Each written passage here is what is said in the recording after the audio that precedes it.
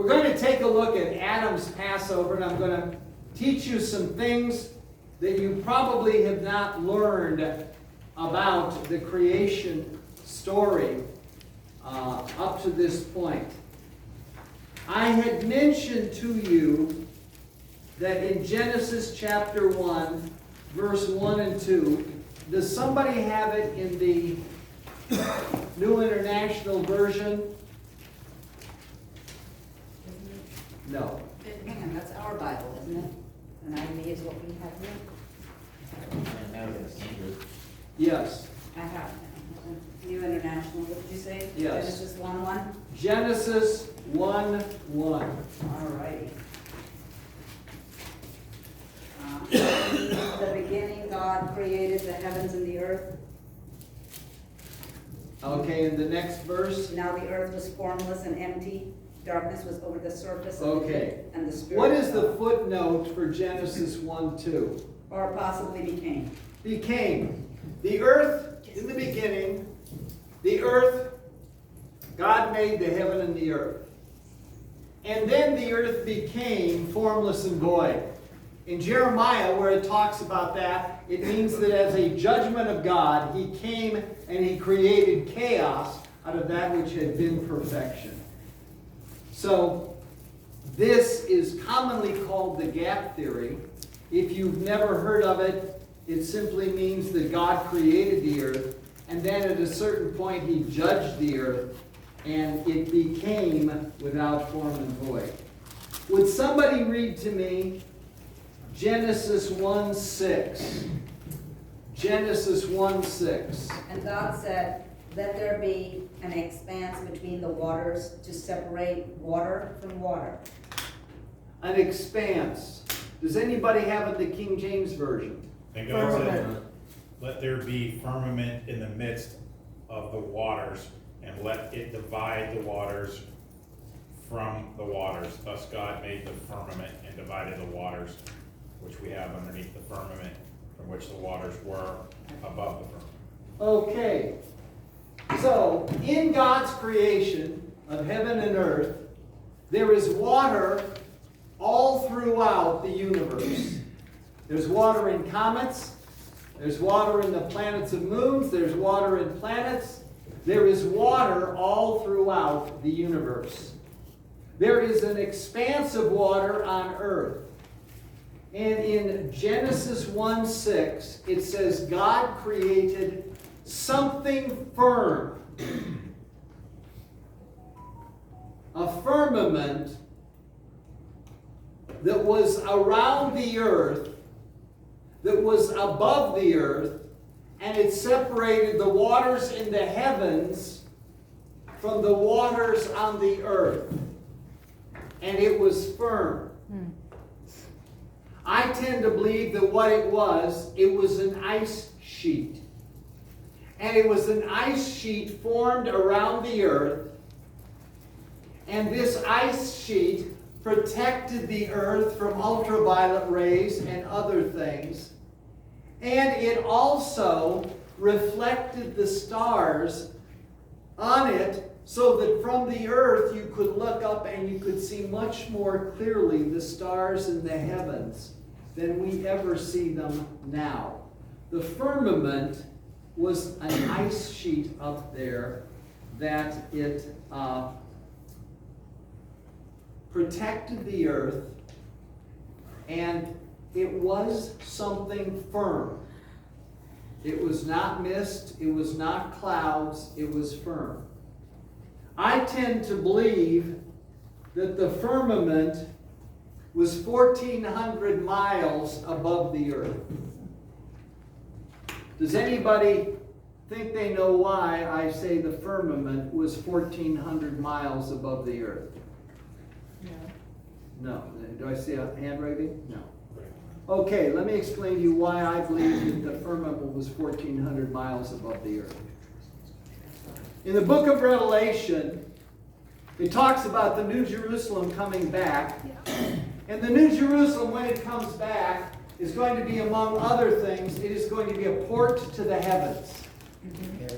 The New Jerusalem is going to be a cube. It's going to be 1,400 miles this way.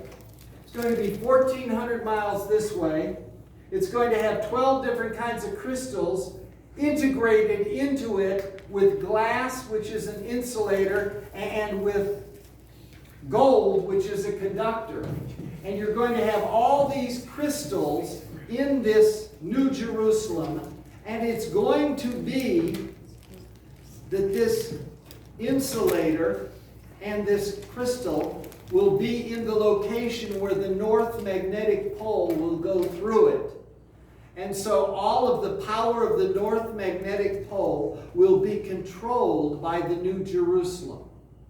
It will be 1,400 miles this way, 1,400 miles this way, 1,400 miles this way.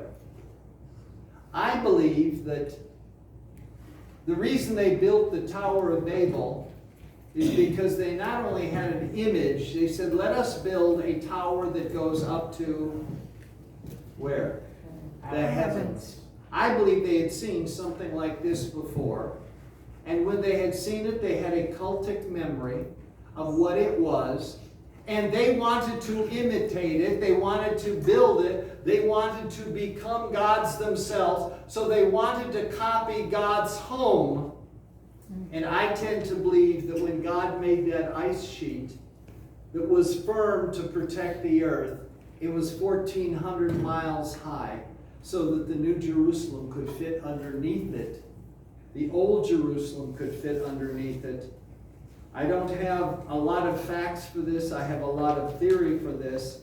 But I want you to think about it because I believe that's how high it was. Does anybody know how high satellites fly? About 6 miles. About how high? About 6 miles. 6 miles. Yeah.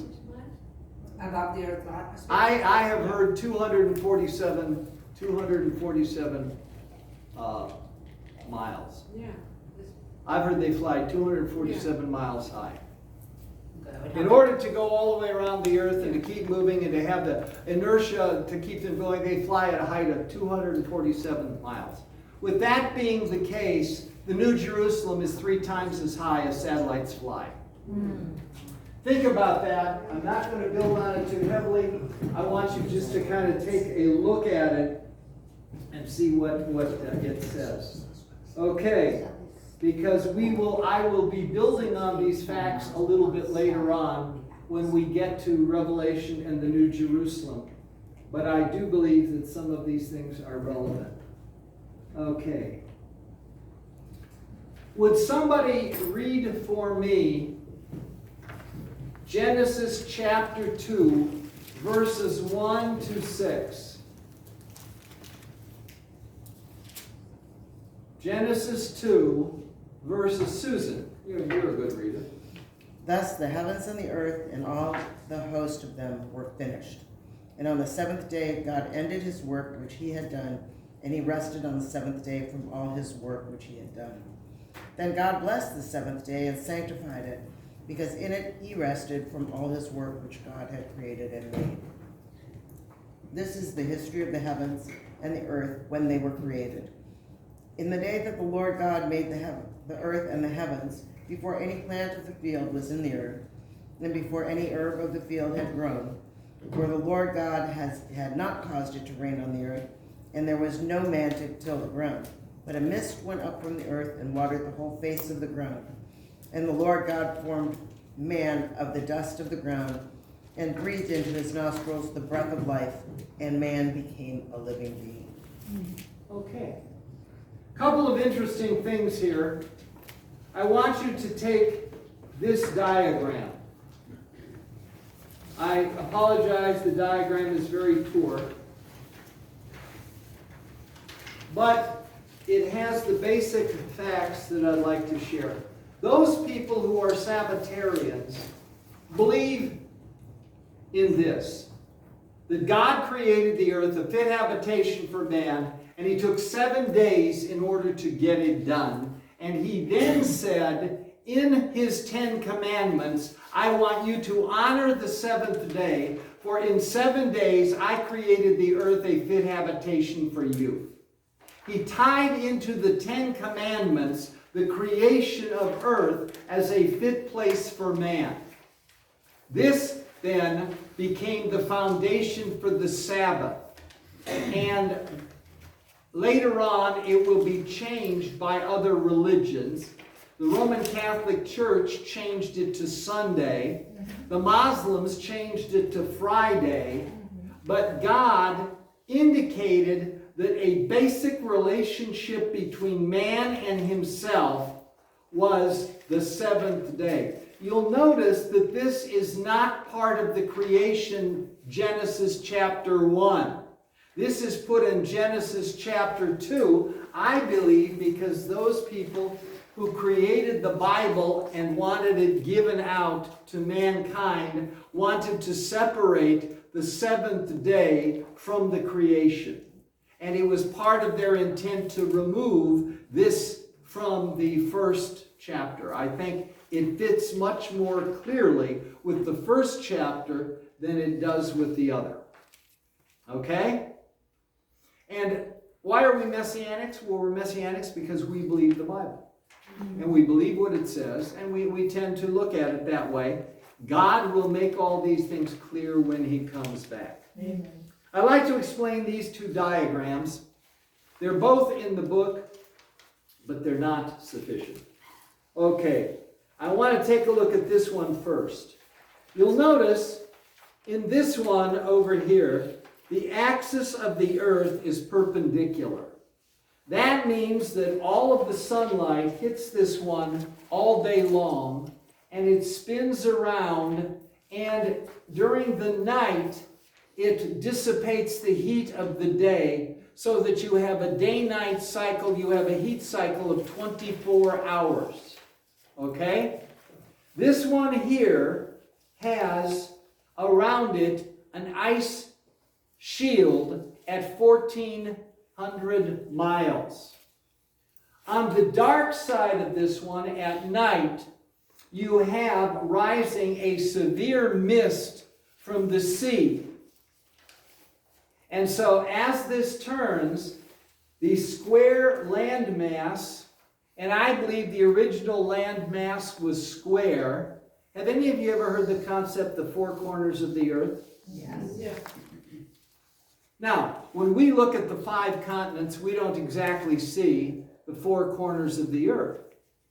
But when you read it in the Bible, when you read it in the mythology of man, when you read what people say about it, they usually talk about the 4 corners of the earth. So we'll take a look at that. But for these purposes, I will draw the landmass as square, having 4 corners, and it rotates every 24 hours around this. And the dark side, underneath the firmament, where the water was, a mist rises underneath all of that ice shield, under the darkness. The water rises, and so the landmass winds up going through this misting. How many of you realize that it did not rain for the 2,000 years up to Noah's Ark? Did anybody know that? Okay. If you look at what you just read, it said there was no rain because nobody was tilling the ground. Things were so fertile that they just grew, and this misting that took place actually watered everything every day. And there was no real changes. Every day was a perfect equinox. Every day was perfect. And I tend to believe that this had an orbit around the earth which was perfect. There were no broken plates in the earth yet. And as it traveled around the sun, it had an orbit that took 360 days to complete around the sun. I believe that's why we have 360 degrees in our compass. Because originally the cultic memory of people is that there were 360 sunrises as the earth repeated its cycle And they remembered that, and it followed us in our cultic memory. The orbit of this was 360 days. That's 12 months of 30 days. That becomes ultimately important when we look at the beginning and when we look at what we'll study in Revelation. 360-day year over here. Now, over here we have one that has been affected by a Passover, and you'll notice that the earth itself is tilted. It's tilted 23 degrees. And for your homework, you could look up, there's two passages that are ultimately important. I found them. I believe one is Psalm 90-something, one is Psalm 70-something. And one of them says, you made summer and winter. You made north and south. Find them. In no sense I give you everything. Find them. You made summer and... How did God make summer and winter? Well, he made summer and winter because when he tilted the earth, he changed the orbit from a perfect 360 days to 365 and a quarter days. That's what we currently have. So we have a leap year every 4th year to try to straighten it out.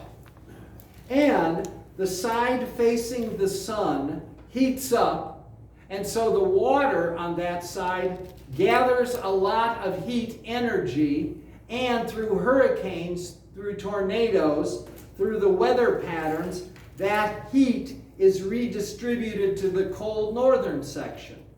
When it goes over to the other side heats up, and so you have in the Pacific, you have the typhoons, you have the monsoons, you have the things that you have over there, which these are trying to equalize the pressures in the earth because all the foundations of the earth are out of course. This is 300, and you can write this underneath it, 365 and a quarter, which is a broken cycle. And this is 360, which is a perfect and a closed cycle. And you find it in the 2nd chapter of Genesis, where God says, and there was no rain. There was a misting. Everything grew like an orchid. Can you imagine enough plants growing that 1 billion people can eat without having to grow them?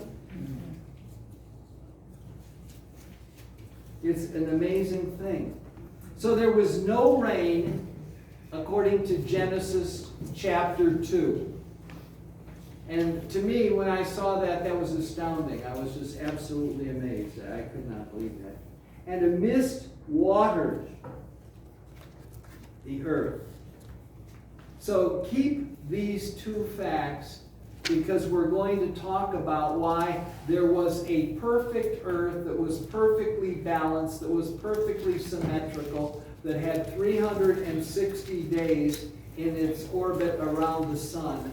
And something happened to change it to 365, and it got broken, and it got changed, okay? Picking up with chapter 2, verse 8. Chapter 2, verse 8. And I'll pray that I've got the right. And Enoch bore Methuselah. And Enoch was not, for he walked with God. God took him. Does anybody? Where are we? Where are we? Chapter 2, verse 8. No, that's when he planted a garden. What book? Genesis. 2? 8? That's God in life in God's garden. Well, I'm putting a garden for the, Okay. Let's skip Enoch, Oh, wait a minute, I'll find you. because I think it's another one of those things where I chose the wrong verse. Interestingly enough, Enoch was a man who walked with God because God came down, God took him, he disappeared, he was no longer there. And they looked for him. Methuselah was the longest living man, and things were getting violent and corrupt. Chapter 4, verse 22. chapter 4, verse 22. Would somebody read that to me and pray? Chapter 4, verse 22. As for those who play as for Zillah, she also gave birth to Tubal, Cain, and forger of all implements of bronze and iron. Okay. The sister of Tubal, Cain, was Nama. Okay. I want to talk to you about Tubal-Cain. Tubal-Cain was the 4th generation from Adam. Adam had a son, Cain. Then Adam's son, Cain, had a son. Then he had a son. Then he had a daughter, and the daughter had 2 children. Tubal-Cain was the 4th generation. Tubal-Cain. He was an artificer with brass, bronze, and iron. That means they were in the Iron Age within 200 years of Adam. We were in the Iron Age. How long ago? Not 17. Somewhere around the year 1500 BC or Maybe BC? BC, Yeah, yeah, BC. 1500 BC. 15, 1700. Okay, so these people with a perfect mind, these people with perfect health, these people with perfect understanding and ability to communicate with one language, most of them being able to read auras in other people, most of them being able to see things in people that we can only imagine.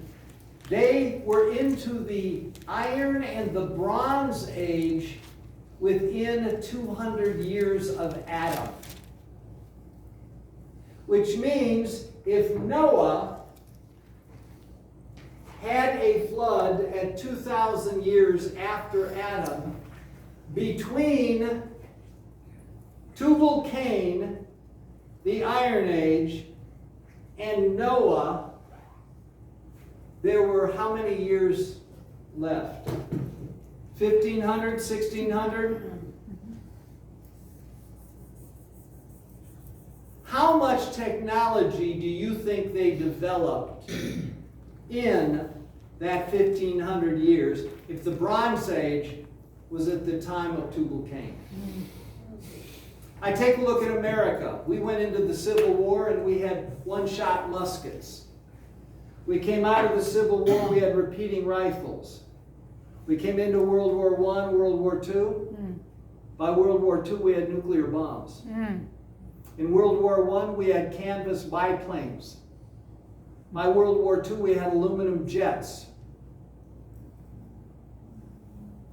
In about 1908, we wound up putting electricity in most of American homes. We put electricity in the homes.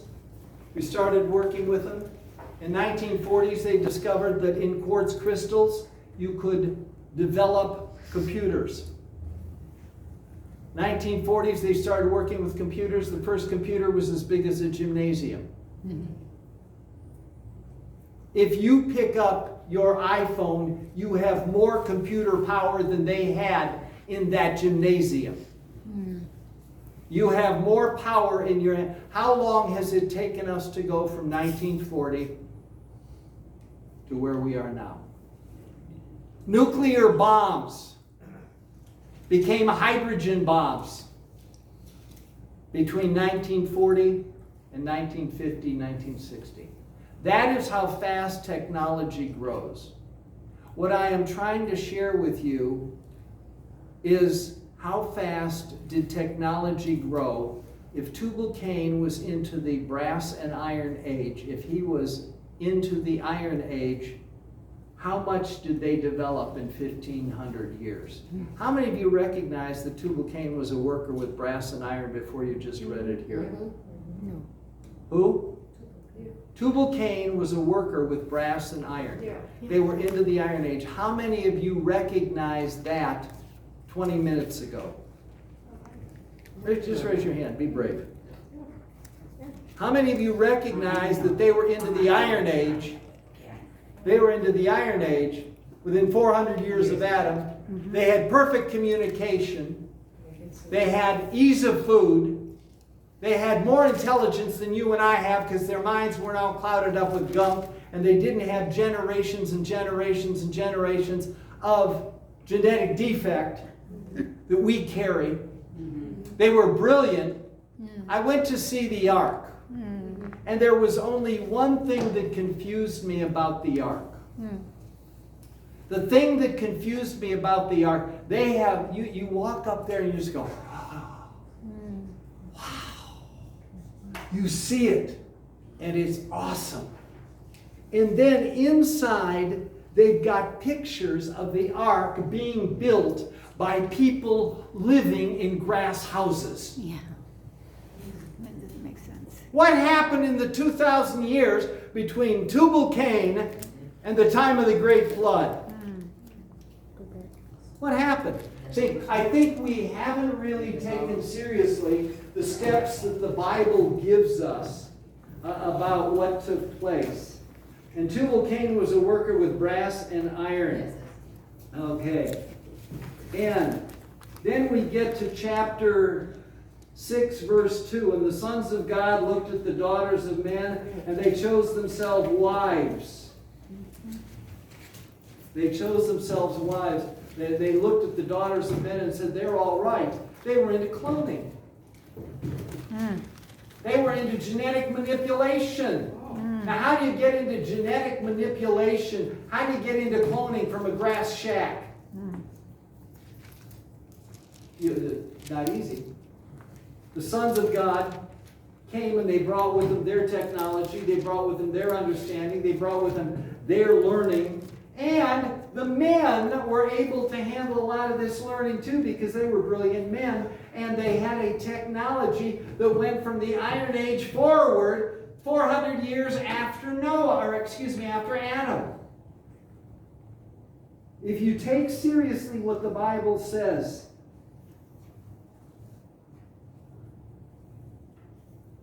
and God looked at what they did, and the earth was filled with violence and corruption. Why was the earth filled with violence and corruption? Well, it says that many of these people had a lot of children. How long does it take a teenage boy to discover that he wants to be a man and have children? 15, 18, 20 years? 12? 15, 20, 12? You know, my point being that people mature on a 20-year cycle and they start having children on a 20-year cycle. If you look at a 20-year cycle and everybody has only 20 children, in the course of 1,000 years, 2,000 years, you'll wind up with a population almost as large as ours. And it says that these people had children, had children, had children. The population expansion pyramid that went on at this time was phenomenal. And the sons of God came and they got involved and they started manipulating the women to create. And it says they created giants. Chapter 6, verse 4. I hope. And There were giants in those days. And we know about the giants because if you take a look and read Greek mythology, you read about the Titans. They were a giant race that fought with men for control of the earth. If you read the Hebrew books, you come up with the Nephilim. Yeah. The Nephilim. And if you read the Babylonian books, you come up with the Anunnaki. So each one of the ancient books tells us that there were giants that were created by some kind of an interaction between the sons of God, someone, and the sons of men. That's why women were so valuable in that day and age, because they could be used to create life. And they liked that. Okay? And so this is what happened and what took place. And God didn't like it. If you read Genesis chapter 1, God said, each after its own kind and it was very good. Each after its own kind, and it was very good. Each after its own kind, and it was very good. When the sons of God, whoever they were, started looking at the daughters of men and started creating out of them, and a race of giants came to take over the earth from men to whom God had given it, God suddenly got very, very angry, and he repented the Lord that he had made man, and it grieved him. The purpose of the flood, and I'll call it the flood because that's what we were started, but the purpose of the Passover was to absolutely destroy any kind of creature the demons could possess. If it was a man, it had to be destroyed. If it was an animal, it had to be destroyed. Anything the demons could possess had to be destroyed by the Passover that is coming.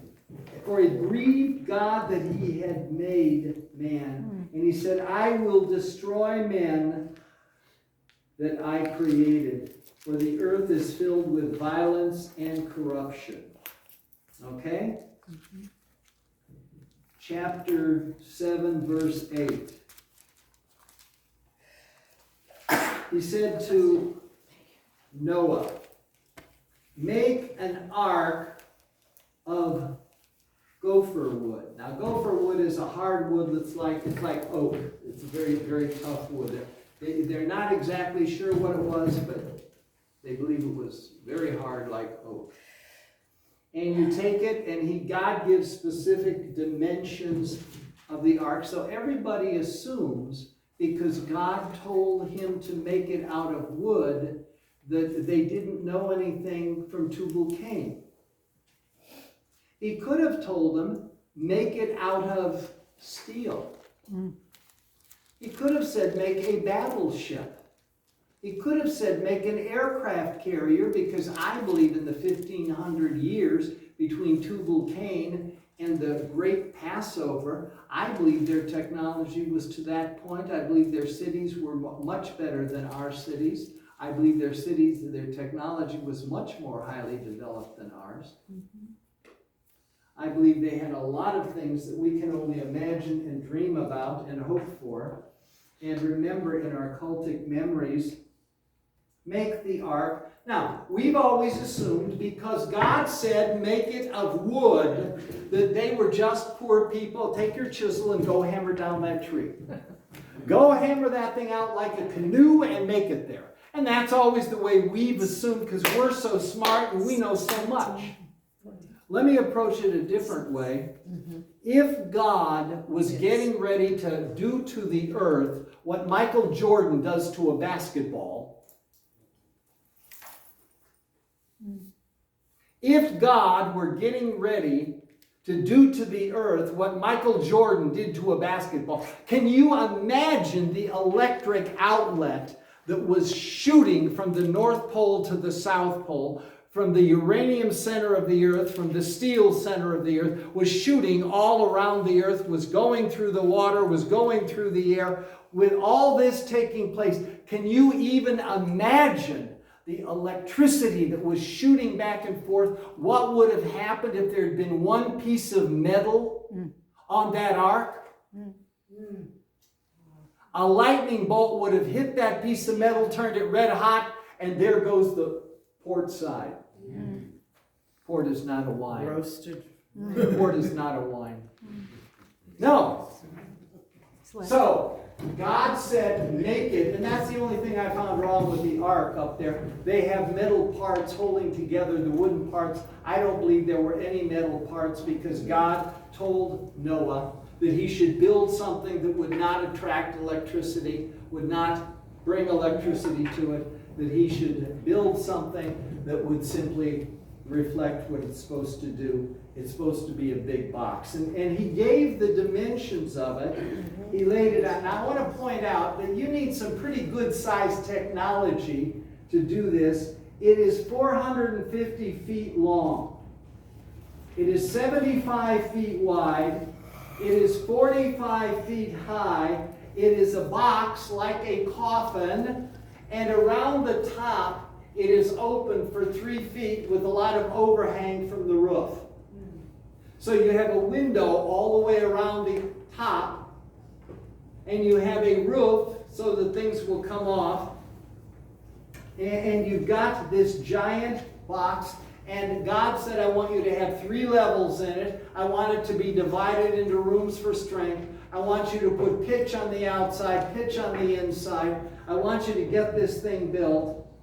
This is a massive construction project. This is a tremendous project, and I don't believe it was done with axes and awls. I believe it was done out of wood because God said so, because he knew that if he built it out of steel, it would turn into a giant convection oven. If it was made of steel, when the electricity from the earth was released and started to flash and crash around and was attracted to this thing and back into the water, it would have turned into an oven and melted everybody and everything. Okay. Where are we?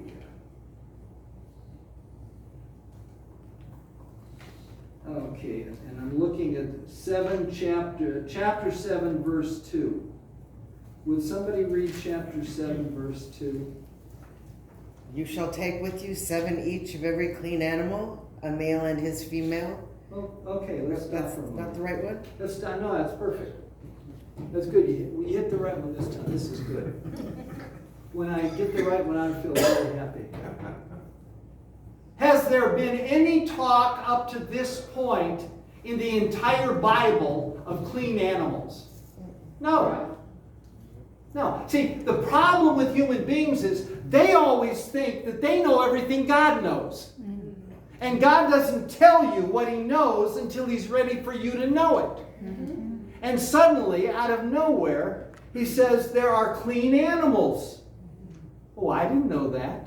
You didn't say anything about that because we weren't eating them. We weren't eating animals. We were eating fruit. We were eating vegetable protein. And so what we have here is a revelation that God knew clean and unclean even before we did. Oh, how disgusting. You mean God knows something I don't know? You mean God knows something my science doesn't know? God knows something that your iPhone can't tell me? Absolutely. He knew that there were clean and unclean animals, and he said you're going to need a lot more clean ones in the future, so take 7 times as many because you want them to multiply quite much faster. You know what's happening to the egg production in America? And I saw something on Tucker Carlson, take it for what it's worth, but Tucker Carlson checked into the fact that everybody who's using the feeds that are produced by the large corporations, their chickens are stopping laying, and when they get them off that feed, and when they get them eating the stuff, bugs and seeds and this and that and the other thing, they start laying eggs again. That's right. That's correct. I mean, I feel sorry. My best friend at Restoration Destination, he and his wife took a cruise on a cruise ship. They took a cruise, only she has been fighting cancer and has had chemotherapy. And they both are ultra liberal and have shot, vaxxed up to here. They both went on the cruise. You know what happened to both of them? They both got COVID. Now, I thought that the vax was supposed to prevent getting COVID. I thought you could go on a cruise and you didn't have to get it, but she did. And they are. Yeah, so there's a lot of things that we don't understand in this. And there were clean animals, and you said you're going to need to eat animals in the future because the earth is going to be different than it used to be. Okay. Now, would somebody read chapter 7, verse 1 to 11? Chapter 7, verse 1 to 11. Then the Lord said to Noah, "Come into the ark, you and all your household, because I have seen that you are righteous before me in this generation. You shall take with you 7 each of every clean animal, a male and his female, 2 each of animals that are unclean, a male and his female, also 7 each of birds of the air, male and female, to keep the species alive on the face of the earth. For after 7 more days I will cause it to rain on the earth 40 days and 40 nights, and I will destroy from the face of the earth all living things that I have made. And Noah did according to all that the Lord commanded him. Noah was 600 years old when the flood waters were on the earth. So Noah with his sons, his wife, and his sons' wives went into the ark because of the waters of the flood. Of clean animals, of animals that are unclean, of birds, and of everything that creeps on the earth, 2 by 2 they went into the ark to Noah, male and female, as God had commanded Noah. And it came to pass after 7 days that the waters of the flood were on the earth. In the 600th year of Noah's life, in the 2nd month, the 17th day of the month, on that day all the fountains of the great deep were broken up, and the windows of heaven were opened. Okay. Okay, all the great fountains of how many of you knew about the fountains of the deep and knew about the windows of heaven? Okay, let's take another look at that. I want you to take a look at this diagram. Forgive me that it's not better, but I will attempt to make some sense out of it. Remember I said that the earth had 4 corners and it was square. And the land mass went around the earth and it had sun.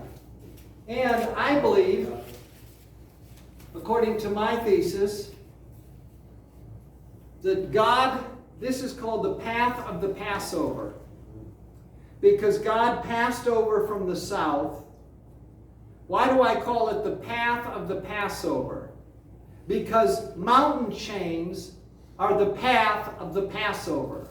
You can tell where a Passover went because they reached down and they pulled the mountain chains up from the bottom and they created the mountain chains. God actually reached down and he lifted the mountain chain and it became the path of the Passover.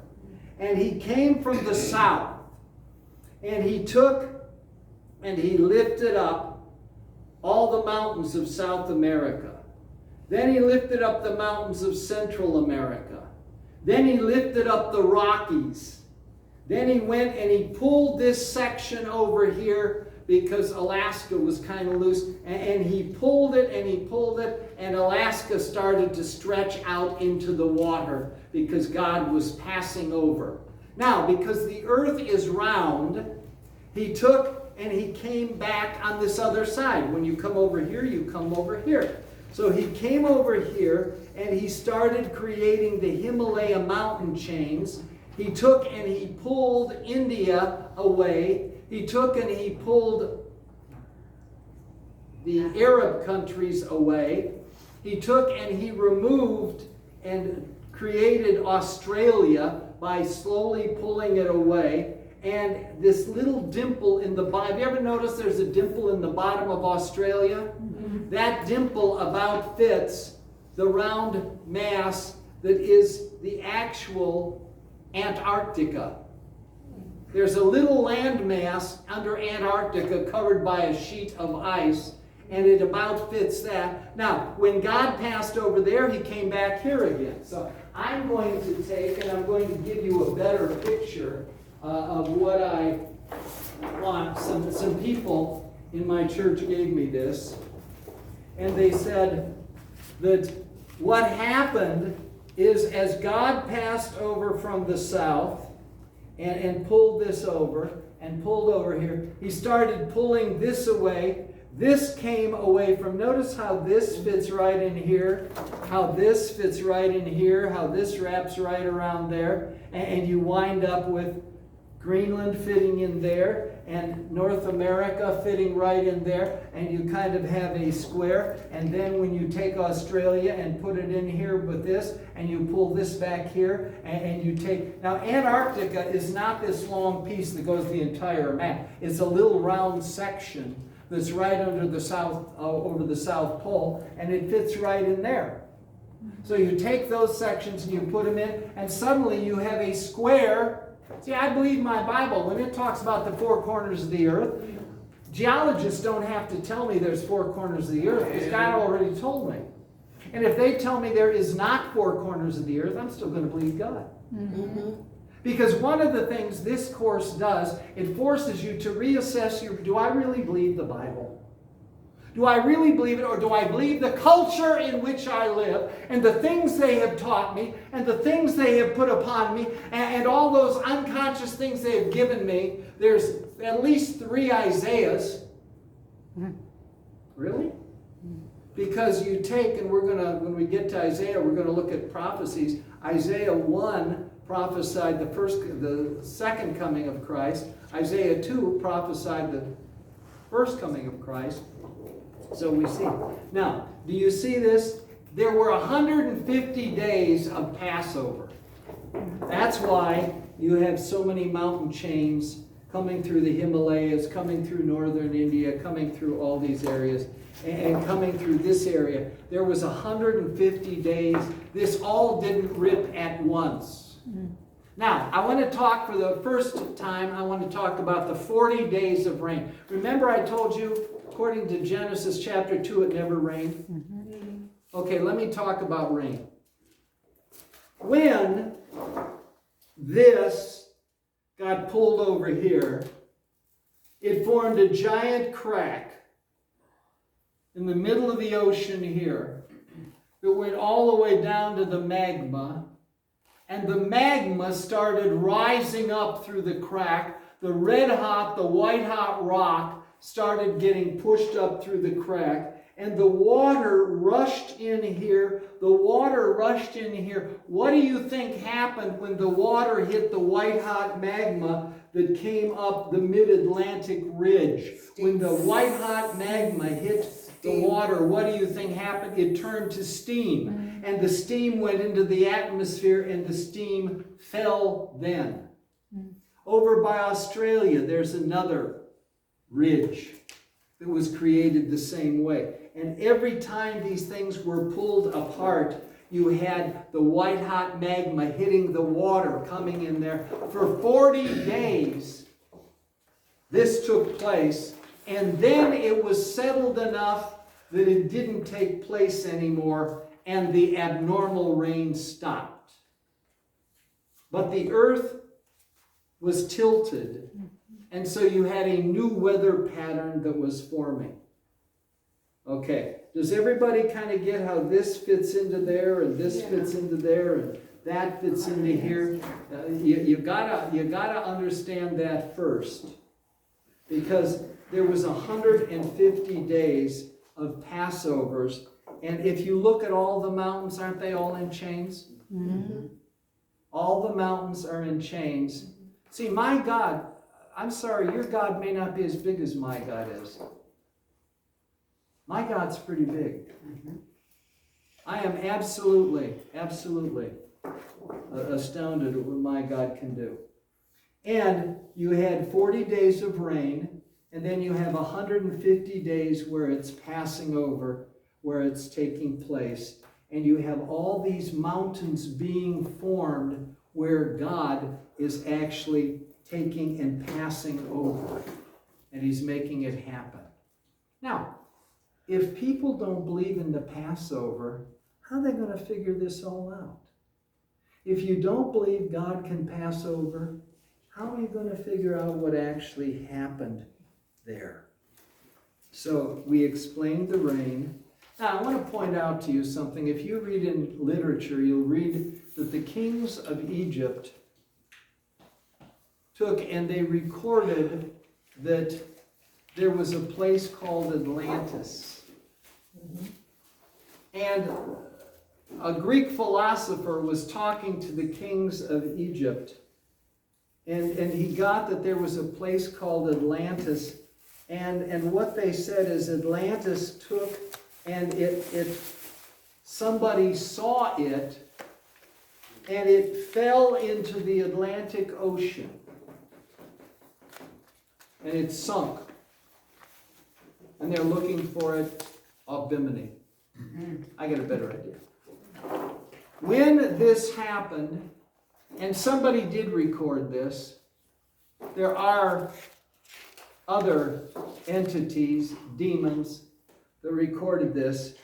As this thing was being pulled from this, if you were looking from here or looking from here, and as you were seeing this being ripped away, now can you imagine the chaos when it's being ripped away? But as this is ripped away and you're standing here, you see this start appearing to go over the horizon.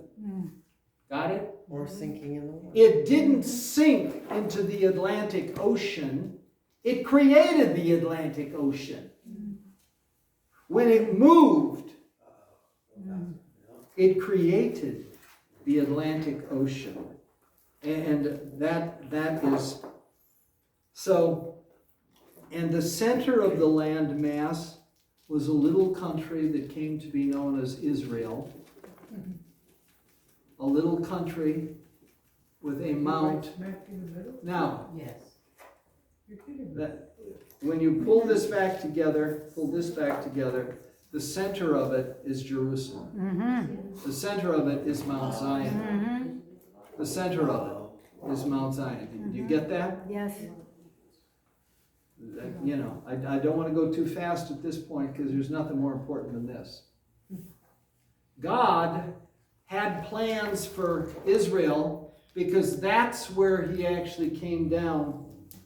It's interesting. One of the translations I like of the Bible says that Israel is the navel of the earth. I like that because that's where the Garden of Eden was. That's where God created life. That's where God made it come to being. And he said, I'm going to hang on to that land and I'm going to work at that land. And it's interesting because we're watching a battle now where the Muslims are trying to throw the Jews out of Israel. And the Jews, of course, think they're all of Israel. They don't realize that there's 10 other tribes that are all around here and have created a civilization, but they've done a lousy job of it because they're not reading the book. And so there's a big fight going on here, and people are amazed because 90% of the earth is siding with the Palestinians. Now, the word Palestinian comes from the word Philistine. The Palestinians say they are the descendants of the Philistines. And they say that the Israelis have no right to Jerusalem or Mount Zion. So that's the battle that is taking place there. Yes. That is the battle that is taking place there. But if you look at this, the mountain chains make perfect sense of what God said. For 40 days it rained, and then for 150 days he passed over, and then he caused a giant wind. Now, there's two things that happened, and I almost forgot what I was talking about. Two things that happened. One, the great fountains of the deep. And biblical theologians have been trying to figure out where there were big pots of water buried under land that exploded and freed and everything. No, the fountains of the deep are when God passed over, and can you imagine the size of the water wall he pulled out of here when he passed over? Mm-hmm. And when he came this way, can you imagine how much water he pulled up this way? It says in the Bible that he created enough of a wave that it was 25 feet over the Himalaya mountains. Mm-hmm. The highest mountain on earth was covered by 25 feet of water. Not in rising flood. This whole concept of a flood, it's a tsunami, it's not a flood. But flood is a good way to teach people how to screw it up so they can't believe it. If you tell them it's a flood, well, they say, well, if the water rose that high above all the mountains, where'd the water go? Well, the water didn't rise that high. It washed over. That was the great fountains of the deep, water coming out of here, washing. That's why you find on the top of mountains, you find all of these seabeds, and you have this, and in the middle of desert you find things that from the mountaintops, is because you had these tremendous walls. Can you fathom the walls of water that washed for 150 days, washed over this land? God wanted to get rid of everything. He left a bone or two But he wanted to get rid of everything because he said, I hate it. And when God hates something, he really hates it. So he wanted to get rid of everything. And so that's the fountains of the deep. It's waves of water that are pulled out of here and wash over. It's not just a flood. The whole concept of a flood irritates me as bad as building the ark with metal bolts. The other thing, the windows of the heaven were open. The windows, if God passed over from here, and he came up here and up here, if he was following this, and if this was reflecting to him, he took the ice sheet that was over the earth, the firmament, and he dumped it on the North Pole. Then he came down the other side, he picked up the ice sheet on this side of the earth, and he dumped it on the South Pole. And so you have giant ice dumps all over the northern hemisphere that have been melting for the past 4,000, 5,000, 6,000 years. You have these ice sheets that are melting. To me, this concept of the Passover makes way more sense than anything anybody else ever taught me.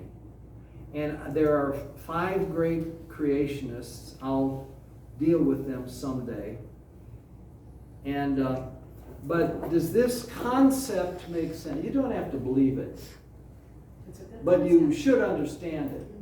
It's a good concept. It's going to make sense out of. I have one other thing that I want to teach you, Lord willing. Is it 10 to 9? No, it's 9:15. Oh, dear God. I shouldn't be allowed to teach this because I always do that. I'm going to take one more spin at things. This is the last page of my outline here. Okay. Please, God, last page of the outline. I've covered all this, don't worry. I've covered all this, don't worry. Okay.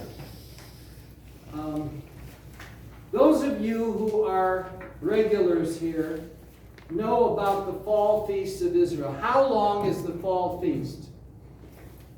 I mean, how long? How many days? 8 days. Which one? Which feast? What do you mean, which feast? The fall feasts are a group of feasts that are how long? 10 days. Are they 45 days? Is it 45 days apart? Did I teach here for 5 years? God, send me home, I'm a failure. The fall feasts are 21 days. You got Yom Teruah.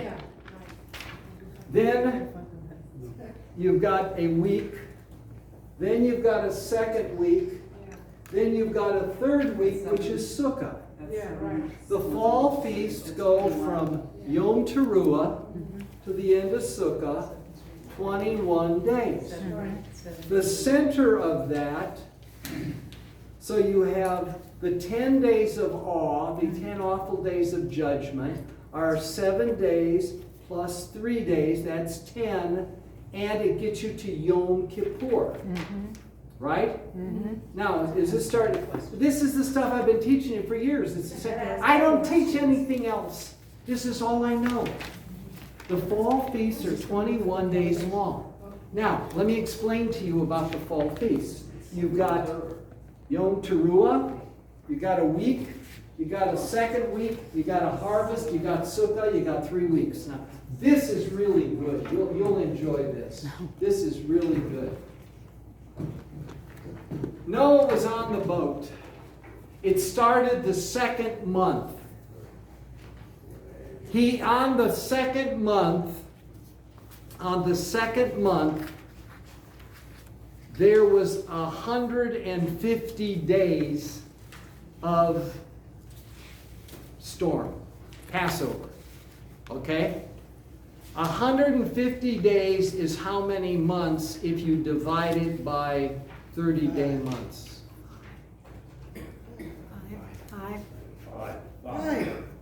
5.